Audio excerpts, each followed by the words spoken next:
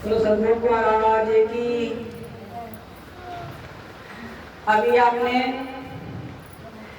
गुरु जी के मुखवाणी से बहुत अच्छा सत्संग सुना और बताया कि सत्संग के बारे में उस मालिक का नाम किस विधि से लेना चाहिए, कैसे लेना चाहिए और किस प्रकार से लेना चाहिए। जब उस नाम से जब गुरु जी उस नाम से आपको जोड़ देंगे तो वही नाम भव सागर से पार लगाएगी। तो कहते हैं कि वो नाम हमारा कब काम आएगा और कितने समय काम आएगा। तो जब हम नाम का सुमिरन करेंगे कि स्वावती जागत सुमिरन करही और जन्म मरण भव सागर तरही। कहते हैं कि जब सतयुग था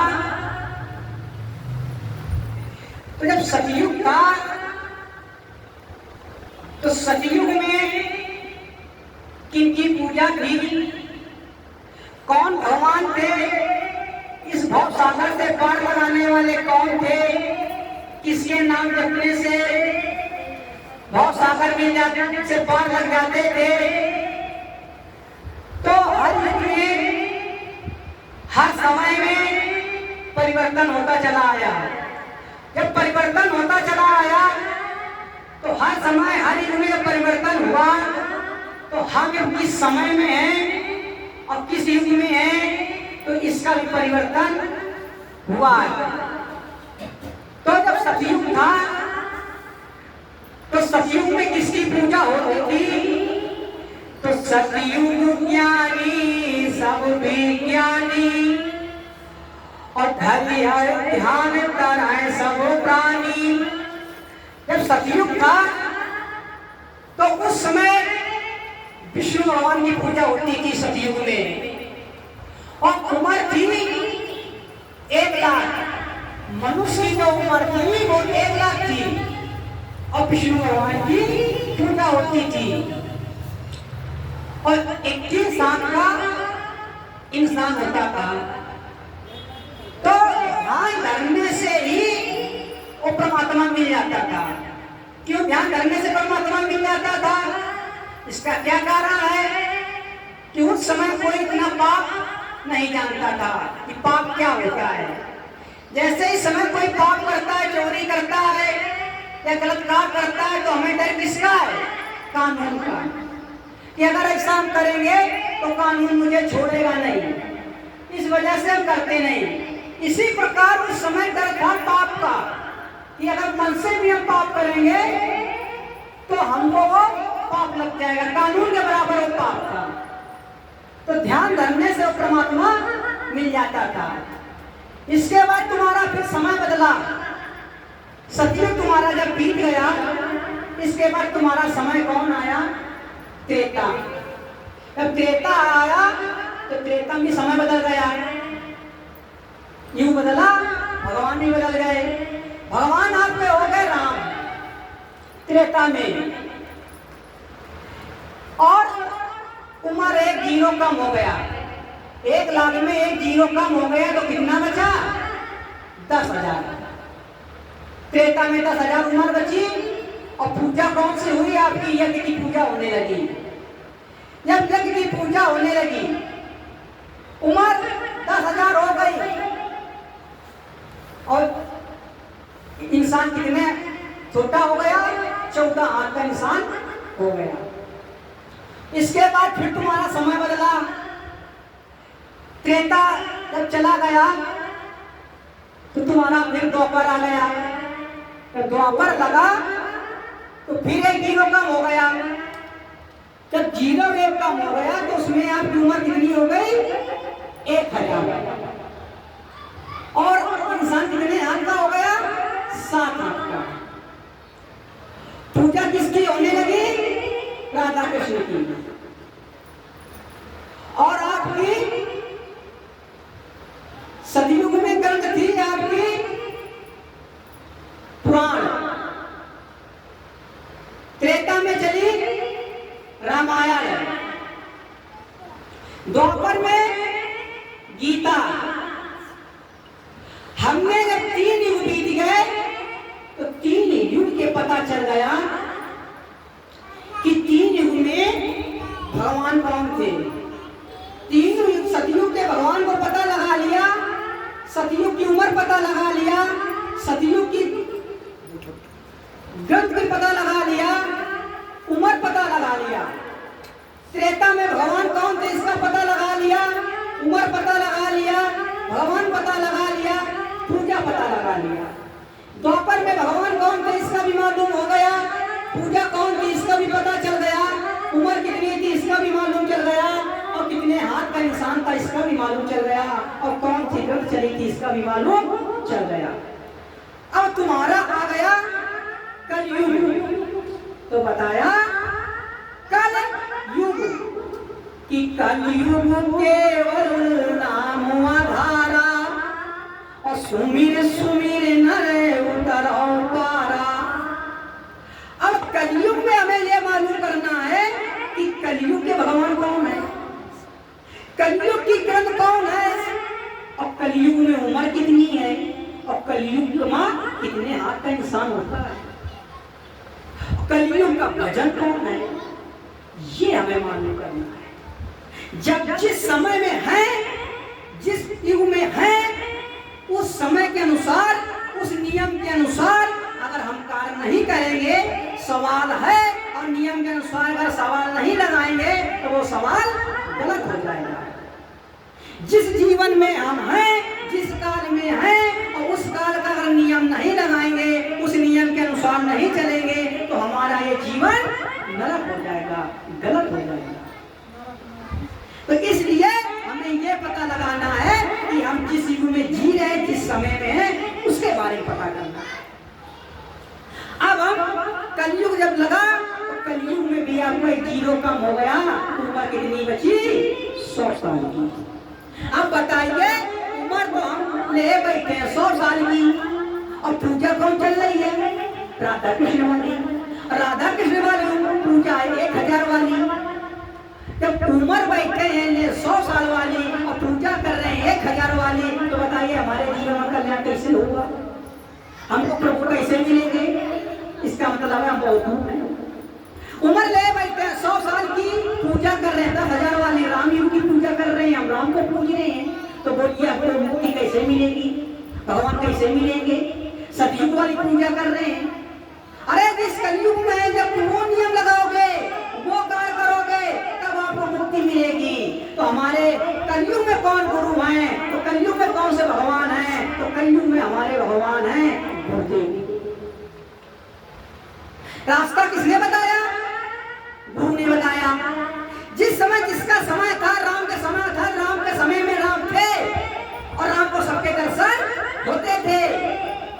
सतयुग में विष्णु भगवान थे, सतयुग भगवान में विष्णु थे, तो सबके दर्शन होते थे, और जो उनको याद करता था तो वो विष्णु भगवान वहां भी जाते थे, और उनको दुखरते भी थे।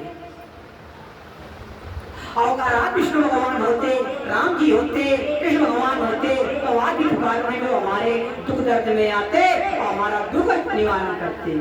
और आप पुकारते रहते हैं, सारी उम्र बीत जाती है, इसका मतलब है वो नहीं है। अब जिस समय हमने जिसको पुकारा वो चले आए, तो बोलिए वो कौन है हमारे लिए, वही तो भगवान है। बताया कि घबरायो ना हंसा हम आवेंगे। जिस समय जीवात्मा गर्भवास में थी, कहना आप जाइए, आप घबराना नहीं, हमको जिस समय याद करोगे, जिस काल में याद करोगे, जिस समय में चाहे दिन हो चाहे रात हो, चाहे दोपहर हो चाहे शाम हो, जिस समय याद करोगे हम उसी समय हाजिर हो जाएंगे आपको। जिस समय बच्चा गर्भवास में था, उसने कहा अब प्रभु दया करो यही नहीं भाती, और सब तज भजन करोगे दिन राती, उस समय उसकी रक्षा हुई कि नहीं हुई। तैसे भगवान ने ईश्वर ने भेज दिया, तो उस बच्चे की रक्षा हो गई। और कहा प्रभु इस अवस्था से, इस बाहर से गर्भावस्था से मैं बाहर कर दीजिए, पैरी से वो तकलीफ हो रही है, मालिक ने उसको यहाँ से बाहर निकाल दिया। और जब बाहर निकाल दिया तो बच्चा कहने लगे हमने यहाँ संसार में कहाँ आ गए। जब बच्चा आकर रोता है तो जब अंधेरा देखता है तो रोता है, जब उसके सामने प्रकाश हो जाता है तो चुप हो जाता है। क्यों चुप हो जाता है? कि उस समय मालिक से बात होकर के आती है, वो प्रकाश से मालिक आता है। जितने समय तक बच्चा प्रकाश में रहता है कोई चिंता नहीं, कोई दुख नहीं, कोई मुसीबत नहीं। और जब इंसान अंधेरे में आ जाता है तो तकलीफ होने लगती है। जब संसार में आया, जब बच्चा वही छोटा था, कुछ साल, 10 साल, 5 साल, 6 साल हुआ, वादा करके आए थे, वादे बदल गए। तब देखी हसीन दुनिया को तो इरादे बदल गए। इरादे तुम्हारे कब बदले? भगवान की जरूरत कब पड़ी? गुरुदेव की जरूरत कब पड़ी? इसके पहले जरूरत क्यों नहीं पड़ी थी? जब बच्चा गर्भवास में था वहां भी जरूरत नहीं थी। जब वहां जमीन में आया, संसार में आया, वहां भी जरूरत नहीं थी। जब बच्चे में अवगुण आने लगे तब उसको संसार की जरूरत पड़ने लगी। आपको जरूरत कब पड़ी? जब आपको शरीर में अवगुण होने लगे। घबराना नहीं, हम आएंगे। और आपने जब बुलाया, आपको जब मुसीबत में पड़े तो कौन आया याद किया? गुरु जी आए। आपको नाम दान किसने दिया? गुरु जी ने दिया। आपको संसार में निवारण दुख का किसने बताया? गुरु जी ने बताया। आपको दान पुण्य करने का, आपको संसार में आने जाने का रास्ता, मार्ग बनाने का, अपने घर जाने आने का रास्ता किसने बताया? गुरु जी ने बताया। तो बताइए हमारे लिए भगवान कौन हुए? गुरु जी हुए। तो इस वर्तमान में हमारे भगवान कौन है? गुरु जी है। आप इनसे जो कुछ पूछना हो पूछ लीजिए।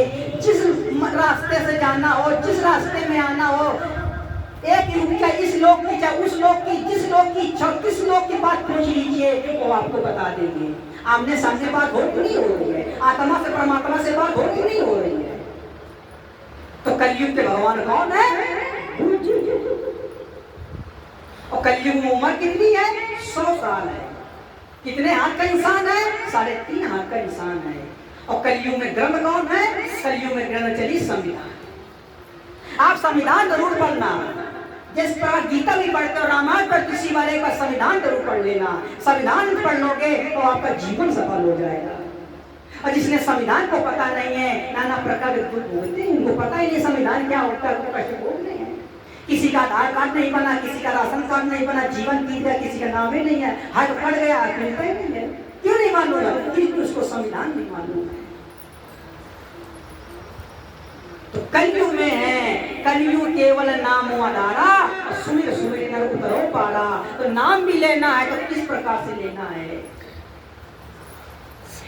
अब भजन कि मन की तरंग मार लो बस हो गया भजन, आदत बुरी समार लो बस हो गया भजन। भजन सबने किया है, भजन राम ने भी किया, भजन भरत भी ने किया। राम ने तप त्याग का भजन किया, गौतम बुद्ध ने त्याग और करुणा का भजन किया, महात्मा इसी ने क्षमा का भजन किया, तुलसीदास ने अपनी भावनाओं का भजन किया, कबीर साहब ने रूढ़वादियों का, मानवता का, ज्ञान का भजन किया, सीता ने करुणा का भजन किया, मीरा ने, ध्रुव प्रहलाद ने त्याग का भजन किया। आज जब इतने बड़े बड़े लोगों ने इनका भजन किया तो आपको भी भजन करना है। अब हमको किसका भजन करना है? भजन जाता नहीं है कि मन की तरंग मार लो बस हो गया भजन, और आदत पूरी समार लो बस हो गया भजन। तो इतना भजन करना है कि 14 रत्नों में एक रत्न जो पास तुम्हारे हो बेटा, और दुनिया बैरी बनी रहे पर पाल नवा का होगा। इतने भजन है, 14 भजनों में एक भजन कोई भी कर लीजिए। ज्ञान है, वैराग है, क्षमा है, दया है, भक्ति है, भाव है, वैराग है, सत्य है, एक कोई भी भजन पकड़ लीजिएगा। राजा हरिचंद्र न भक्त न संग थे, उन्होंने एक भजन पकड़ा था, सत्य का भजन पकड़ा था, आज उनका नाम है। मीरा ने सिमरी ने त्याग का भजन पकड़ा था, गौतम बुद्ध ने करुणा त्याग का भजन पकड़ा था, उन्होंने अपना राजपाट छोड़ दिया।